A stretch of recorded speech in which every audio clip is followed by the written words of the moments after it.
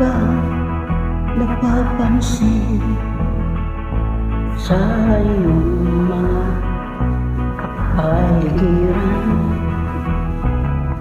Kay dumi na ng hangin,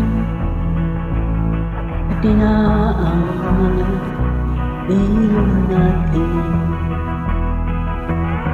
Hindi na masamang pagulat at malayo-layo na rin ang ating narating. Ngunit masdan mo ang tubig sa dagat, dati kulay asul ay ngayon naging itim. Ang mga duming ating ikinalat sa hangin, sa langit huwag na natin pabutin, upang kung tayo pumanaw man sa riwang hangin, sa langit natin matitikman. Meron lang akong hinihiling, sa aking pagpanaw sana ay tagulan. Gitara ko ay aking dadang, upang sa ulap na lang tayo'y magkanta.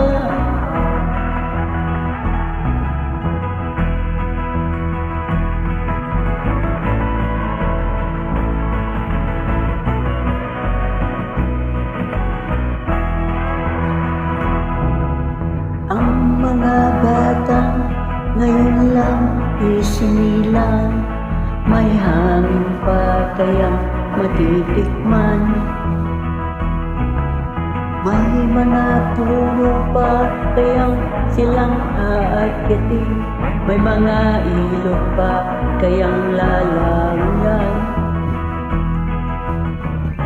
Bakit di natin pag-isipan ang nangyayari sa ating kapaligiran? Hindi na masama ang pagunlad kung hindi nakakasira ng kalikasan.